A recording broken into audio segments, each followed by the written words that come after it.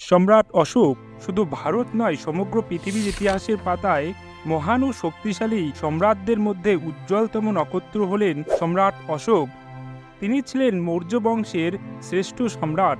অশোকের সাম্রাজ্য উত্তরে হিন্দুকুশ শ্রেণী থেকে শুরু করে দক্ষিণে মহীশূর পর্যন্ত এবং পূর্বে বাংলাদেশ থেকে শুরু করে আফগানিস্তান, ইরান পর্যন্ত বিস্তৃত ছিল। আপনি জানলে অবাক হবেন, যার নির্দেশে একসময় লক্ষ লক্ষ মানুষ প্রাণ হারিয়েছে, আবার তার নির্দেশেই সমগ্র বিশ্বে প্রেম, অহিংসা, শান্তির বাণী ছড়িয়ে পড়েছিল। আমি সালেম আছি আপনাদের সঙ্গে অতীত ধুলোবালির আজকের পর্বে। আমি সম্রাট অশোক সম্পর্কে এমন কিছু তথ্য আপনাদের জানাবো যেগুলি হয়তো আপনি আগে কখনো শুনেননি, তাই আমার সঙ্গে শেষ পর্যন্ত থাকুন।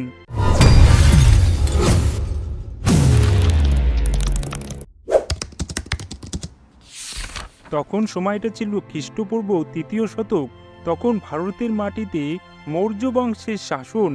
মৌর্য বংশের প্রতিষ্ঠাতা চন্দ্রগুপ্ত মৌর্যের মৃত্যুর পর তার ছেলে বিন্দুসার পরবর্তী শাসক হন।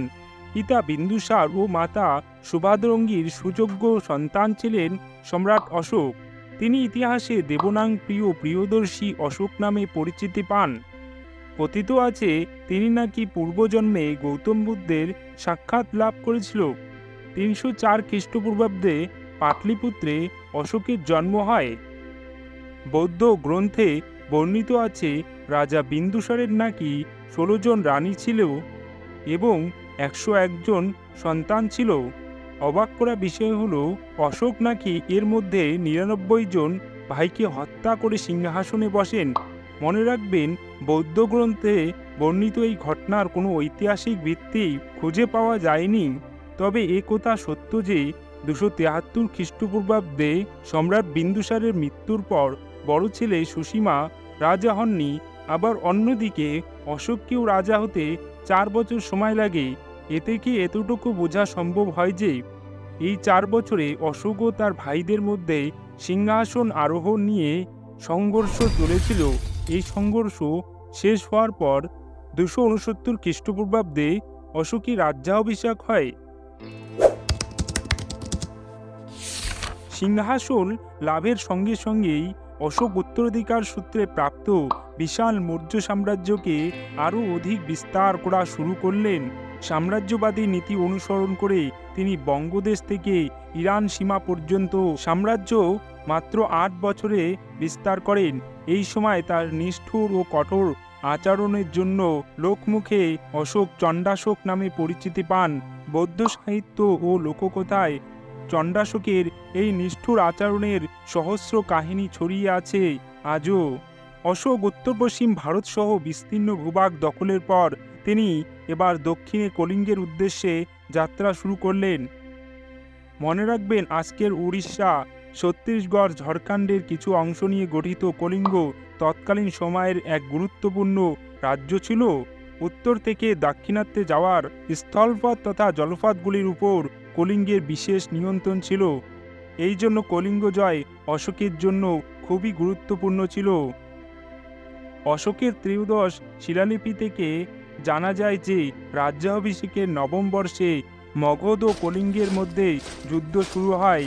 ২৬১ খ্রিস্টপূর্বাব্দ নাগাদ অশোক কলিঙ্গ রাজকে আত্মসমর্পণের আদেশ দেন, কিন্তু কলিঙ্গরাজ অশোকের এই আদেশ অমান্য করে। এর ফল কি হয় জানেন? শুরু হলো কলিঙ্গ যুদ্ধ। ভাবলে অবাক লাগে, নিজের অস্তিত্ব রক্ষায় কলিঙ্গের সেনার সঙ্গে সঙ্গে সাধারণ জনগণও এই যুদ্ধে অংশ নেয়। বিশাল মৌর্য বাহিনী ও অশোকের যুদ্ধনীতির কাছে কলিঙ্গ বাহিনী দুর্বল হতে থাকে। সবশেষে অশোকের নির্দেশে মৌর্য বাহিনী খুবই নিষ্ঠুরভাবে কলিঙ্গ বাহিনীকে পরাস্ত করে। অশোকের ত্রয়োদশ শিলালিপি থেকে জানা যায় এই যুদ্ধে ১ লক্ষ মানুষ নিহত হয় এবং ১.৫ লক্ষ মানুষ আহত হয়। এই কলিঙ্গ যুদ্ধের ভয়াবহতা অশোকের মনে প্রবল আঘাত আনে। যুদ্ধের ফলে সৃষ্ট করুণ দৃশ্য দেখে তিনি নিজের ভুল বুঝতে পারেন এবং তিনি সারা জীবনের জন্য যুদ্ধনীতি ত্যাগ করার প্রতিজ্ঞা করেন। এই কলিঙ্গ যুদ্ধেই সম্রাট অশোকের শেষ যুদ্ধ। এই সময় থেকে তিনি অহিংসা তত্ত্বকে গ্রহণ করে যুদ্ধের স্থানে বুদ্ধদেবের মার্গের অনুসরণ শুরু করেন।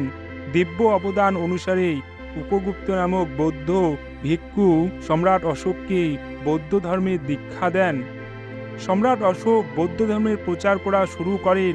তিনি বিহার যাত্রা বা আমোদ প্রমোদ ছেড়ে দেন এবং শিকার তথা পশু হত্যাও ছেড়ে দিয়ে প্রজাদের কল্যাণে গাছ রোপণ শুরু করেন, কূপ খনন করেন, মানুষ এমনকি পশুর জন্যে হাসপাতাল নির্মাণ করেন।